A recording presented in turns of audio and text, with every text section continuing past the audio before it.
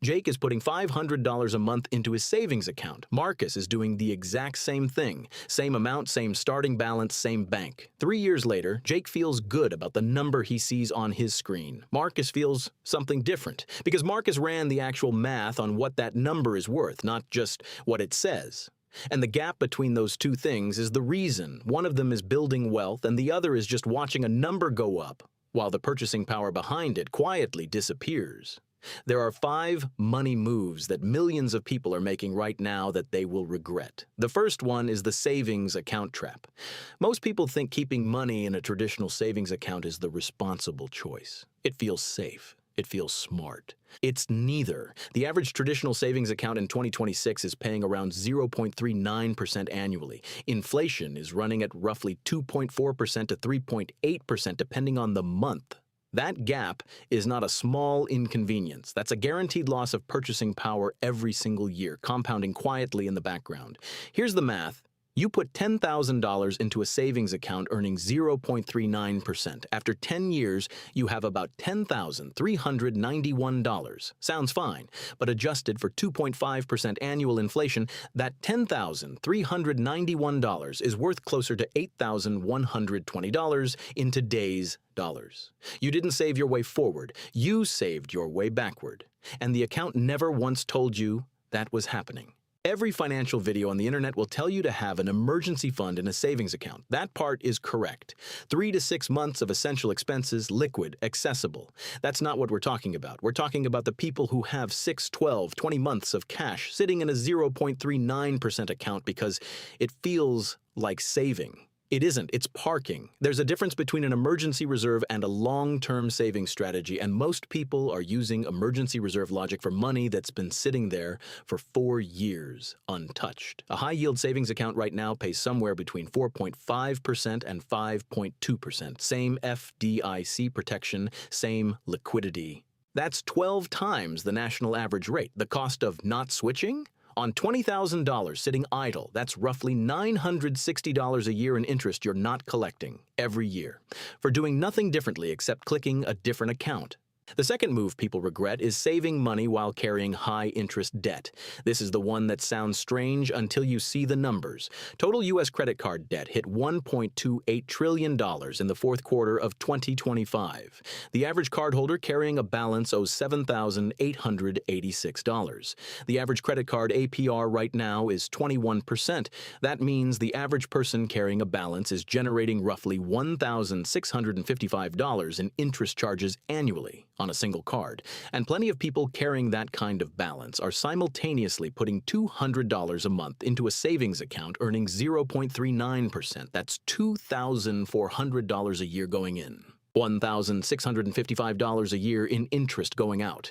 Net gain, $745. Before inflation, you are not saving your way ahead. You are slowly treading water in a current moving against you. The math on this is not subtle. It is devastating. Here's the version nobody wants to hear. If you have $5,000 in a savings account and $5,000 on a credit card at 21% APR, your net financial position is zero. The savings account doesn't cancel the debt. The interest on the debt is actively eating the savings. Every month you delay paying down that card, you're handing the credit card company money you will never get back. The correct move, build a small emergency reserve first, enough to cover one unexpected event without going deeper into debt. Then every available dollar above that goes toward the high interest balance. Not equal splits. Everything above the emergency buffer goes toward the debt. It's not exciting, but 21% guaranteed return on every dollar you pay down is the best available trade in personal finance right now. The third move is panic selling when markets drop. This one destroys more long-term wealth than almost any other single behavior. And it happens every single cycle like clockwork. Markets fall, headlines turn ugly. And millions of people who were perfectly fine watching their account balance climb for 3 years suddenly decide they need to do something. So they sell. They lock in the loss, they move to cash, and then they wait for things to feel stable before they get back in, which means they buy back in after the recovery has already started. They sold at the bottom and bought at the top every single time, and then they wonder why their returns don't look like the index. Here's what the math actually shows. If you invested $10,000 in a broad index fund in January 2010 and held it without touching it, you'd have roughly $67,000 by the end of 2024. If you miss just the 10 best trading days over that period, days that almost always happen right in the middle of crashes and volatility, your $10,000 grows to about $30,000 instead. Missing 10 days out of 3,500 cuts your return by more than half. The people who missed those days weren't reckless. They were scared. They were doing what felt responsible, and they paid tens of thousands of dollars for that feeling of safety. One of the biggest financial regrets people will carry out of 2026 is selling in February and March when the market pulled back and then watching the recovery happen without them.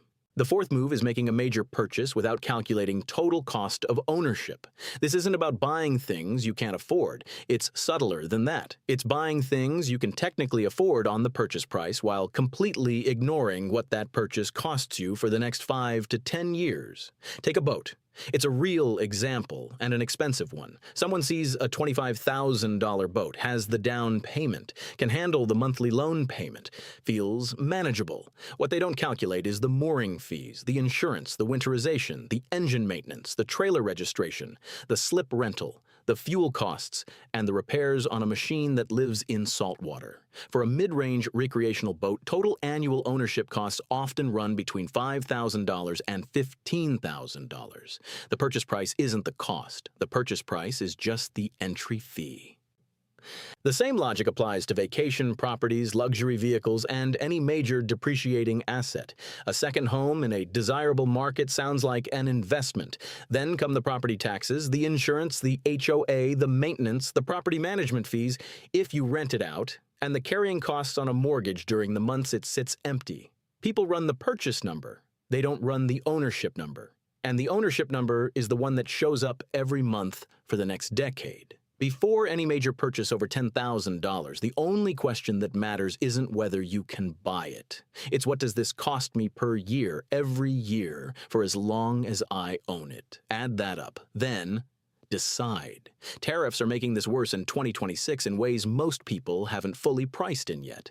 Independent analyses from Yale's Budget Lab estimate that current tariff structures are adding between $570 and $2,500 in annual costs to the average American household, depending on consumption patterns.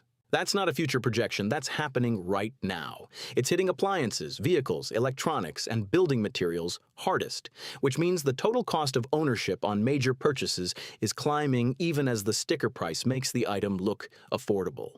And most buyers aren't updating their mental models fast enough. The fifth move is the one with the most delayed consequences, carrying no emergency fund or treating a credit card as one.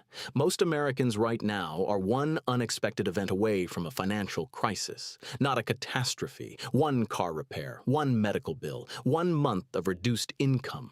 That's the threshold. And when it happens without a cash reserve in place, the decision tree collapses fast. You either go into credit card debt at 21% APR, you take a personal loan at 12% to 18%, you raid a retirement account and take the penalty plus the income tax hit, or you skip the expense entirely and deal with the downstream consequences. Every one of those options is more expensive than having 3 months of essential expenses in a liquid account. Will my situation ever require that cushion? You don't know. That's the entire point. Here's the version of this that most people don't think about. The emergency fund doesn't just protect you from financial shocks. It protects the quality of every other financial decision you make. When you have cash reserves, you don't sell investments at the worst time because you need the money. You don't take a predatory loan because it's the only option available. You don't make desperate choices under pressure because you have a buffer between the crisis and the decision. The emergency fund isn't just a safety net. It's the thing that keeps fear out of your financial strategy during exactly the moments when fear is loudest. Remove it, and every other part of your financial plan becomes fragile in ways that don't show up until something goes wrong. And something always eventually goes wrong. The Federal Reserve's own data shows that a significant percentage of Americans cannot cover a $400 unexpected expense without borrowing or selling something. Not $4,000, $400. At that level of financial fragility, one minor event doesn't just set someone back. It starts a chain reaction. The $400 goes on the card. The card balance grows, the minimum payment goes up, the monthly budget gets tighter. There's even less available to save. The next unexpected expense hits a balance sheet that's already compromised.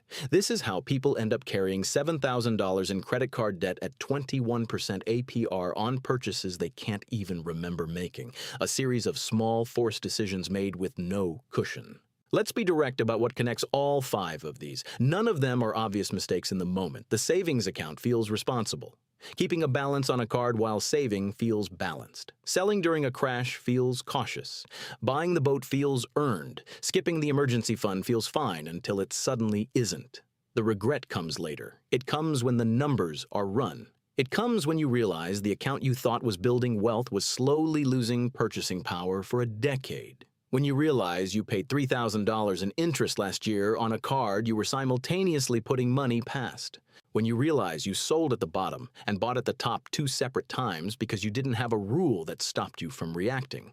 These aren't lessons that hurt when you make the mistake. They hurt 2, 5, 10 years later when you finally see the full cost. None of this means any of these moves is automatically wrong for every person in every situation. Someone with no debt and full emergency reserves can afford to be more aggressive about where they put excess cash. Someone in a volatile income situation might hold more cash even at the cost of a lower yield.